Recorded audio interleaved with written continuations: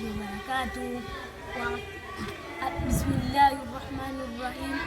Alhamdulillahi alladhi arsala Rasulullah sallallahu alayhi wasallam fi saadati wa barakati wa anzala alayhi alhuda wan nura wa ja'alahu qudwatan lilmu'minina wa asfafahu liyari al-ayati wal ajaiba fil mi'rajil aliyyi. Ayyuhal ikhwatu, inna kis'ata fa'adhal hadath wa hamiyatahu tahmiluna ala ta'amilun durusi wal ajaiba min siyaril nabiyyi sallallahu alayhi wa sallam wal istiqamati ala ta'ati wal iman.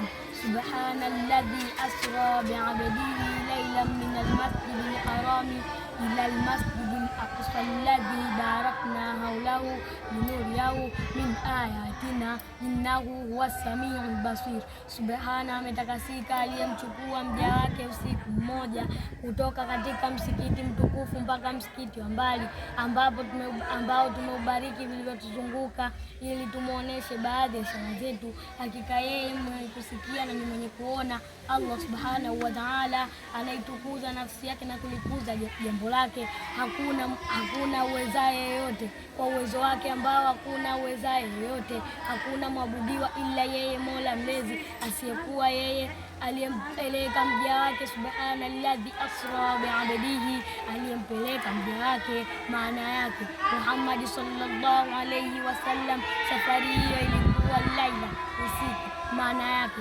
katika sehemu ya usiku, minal masjidil harami, kutoka katika msikiti mtukufu, nao ni msikiti wa Makka.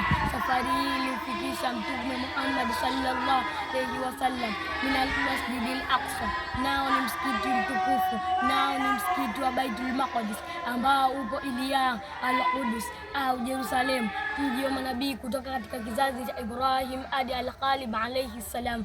Kwa hiyo hapo alikusanyiwa mitume wote, naye akawa imamu katika mahala pao na nyumba zao. Hii ni dalili ya kuwa yeye imamu mtukufu na rais wa kutangulizwa, amani iwe juu ya wote. Hadithi zilizopokelewa kuhusu Isra riwaya na kutoka katika Ibn Maliki, Anas bin Malik radhiallahu anhu, imepokelewa kutoka katika Imam Ahmadi. Amesema Mtume sallallahu alaihi wasallam amesema